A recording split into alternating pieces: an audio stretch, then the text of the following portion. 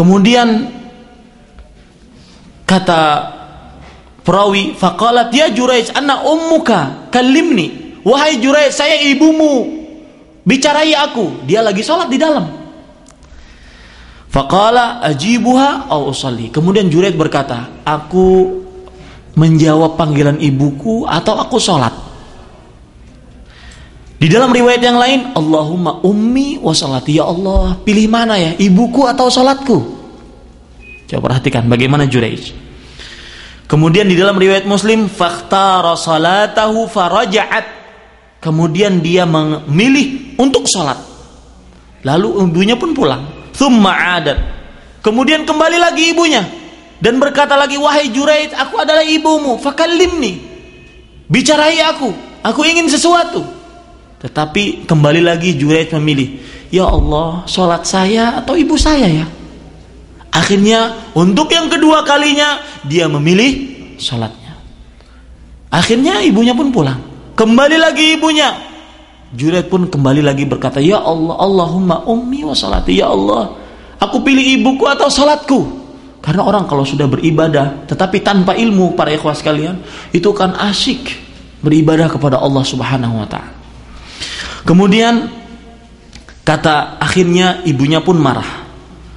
Dan ibunya berdoa, Allahumma fala tamuthu hatta turiyahul mumisat. Ya Allah, jangan matikan Juraij sampai engkau perlihatkan kepada Juraij wajah-wajah wanita pezina.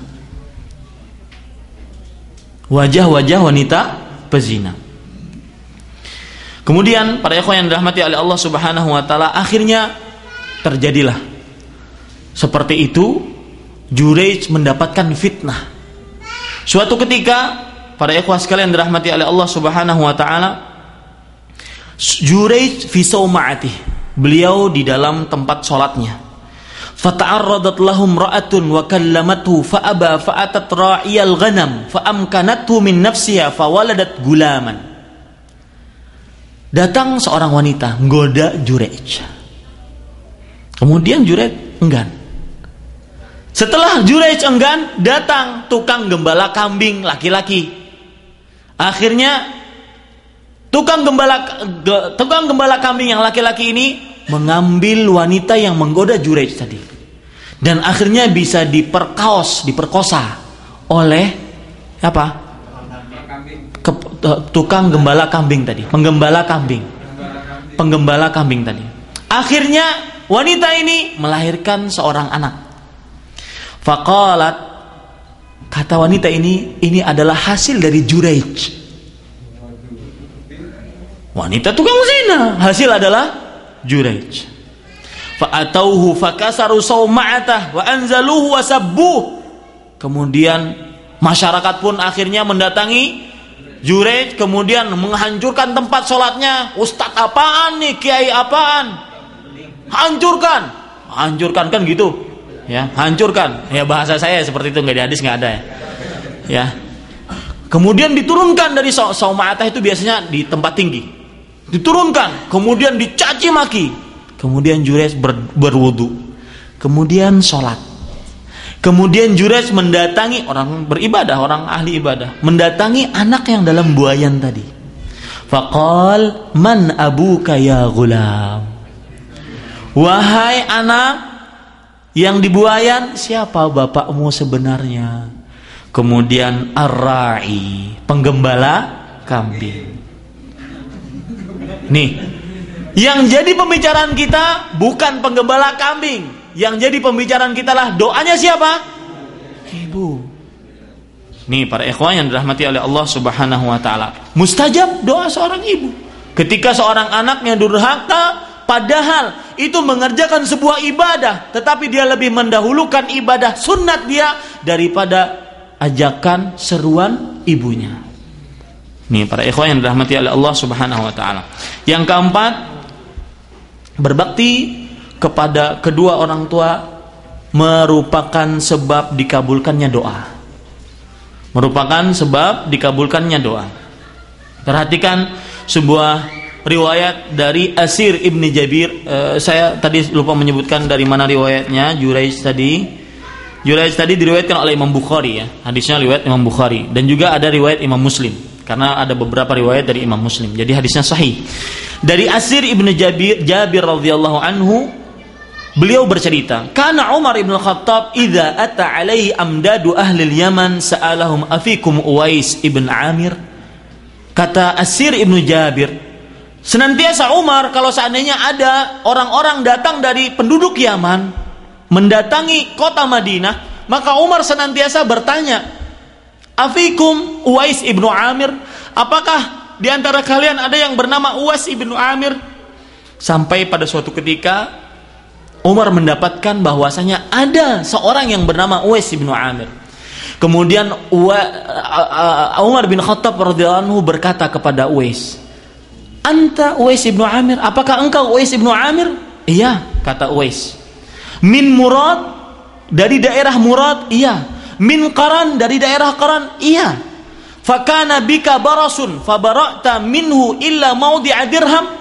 Dulu kamu mempunyai penyakit baras seperti ini, albino namanya. Kemudian Allah Subhanahu wa taala menyembuhkan penyakitmu sehingga hanya tersisa mawdi'u dirham, hanya tersisa 1 logam saja. Kemudian faqala na'am, "Iya, saya orangnya." "Laka walidatun?" Apakah kamu mempunyai ibu? "Iya." Kemudian kenapa yang jadi pembicaraan di sini? Kenapa Umar bin Khattab radhiyallahu anhu bertanya, "Apakah kamu punya ibumu? Apakah kamu punya ibu?" Kemudian Umar bin Khattab berkata, "Sami'tu Rasulullah sallallahu alaihi wasallam yaqul." Aku mendengar Rasulullah sallallahu alaihi wasallam bersabda, "Ya'ti 'alaikum Uwais bin Amir ma'amdadi ahli Yaman min Murad, thumma min Qaran, kana bihi barasun fabara'a minhu illa mawdi'u dirham, lahu walidatun huwa biha barrun, law aqsama 'ala Allahi la abarrah, fa in istata'ta an yastaghfira laka faf'al." Akan datang dari negeri Yaman kepada kalian wahai para sahabatku. Ini Nabi yang bersabda di zaman beliau. Dan ini kabar yang akan datang, dan ini mukjizat dari Rasulullah sallallahu alaihi wasallam. Akan datang kepada kalian seorang yang bernama Uwais ibn Amir. Dia berasal dari Murad, kemudian dari Qaran. Dia dulu mempunyai penyakit baras, kemudian disembuhkan kecuali tersisa hanya sebesar logam. Kemudian dia mempunyai walidah. Ini inti pembicaraan kita. Dia mempunyai seorang ibu yang mana dia sangat berbakti kepada ibunya. Kalau seandainya dia berdoa kepada Allah dengan bersumpah, maka Allah akan kabulkan doanya.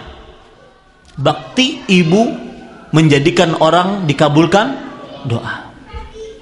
Kemudian kata Rasulullah SAW, "Jika kamu dapatkan, kamu sanggup dia memintakan ampun kepada Allah untukmu wahai Umar, maka kerjakan."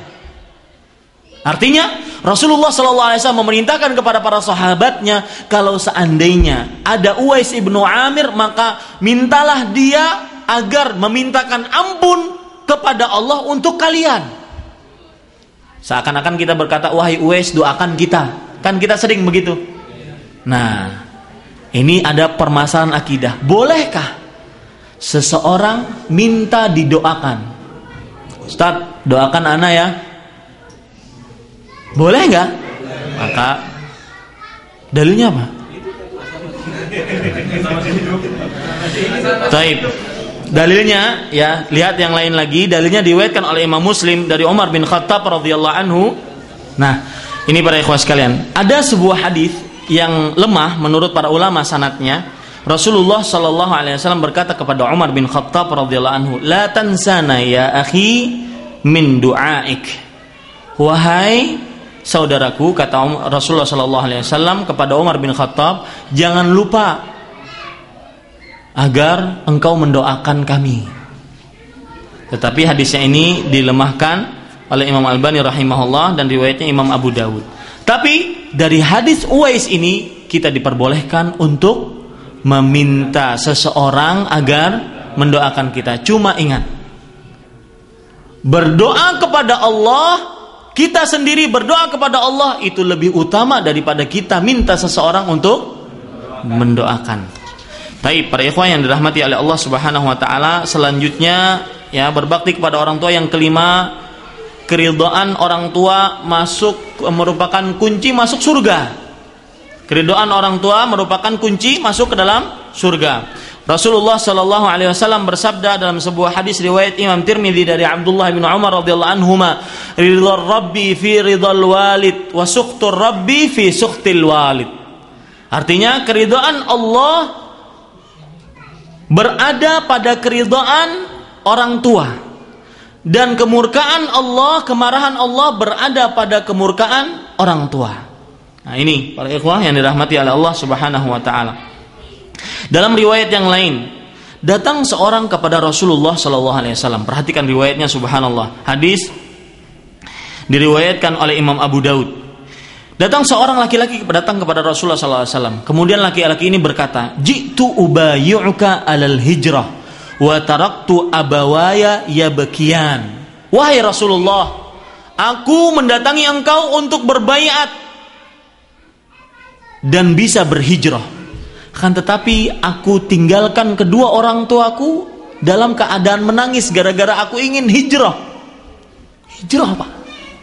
Kemudian kata Rasulullah SAW, irji' alaihima fa'adhakahuma kama abkaitahuma.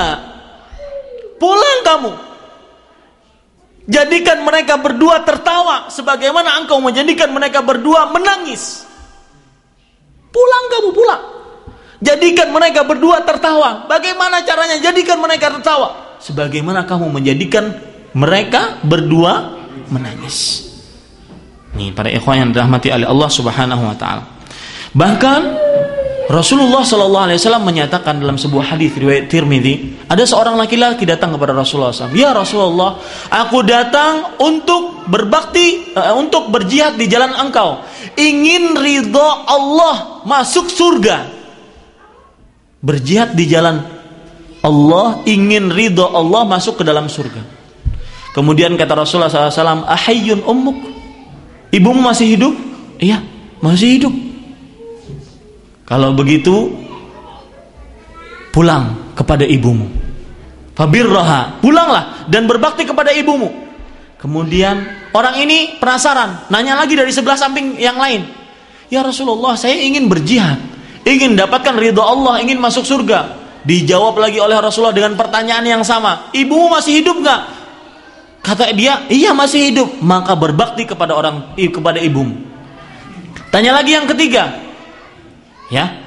Ya Rasulullah, saya ingin berangkat perang, kemudian mendapatkan ridha Allah, masuk ke dalam surga. Kemudian kata Rasulullah sallallahu alaihi wasallam, perhatikan ini.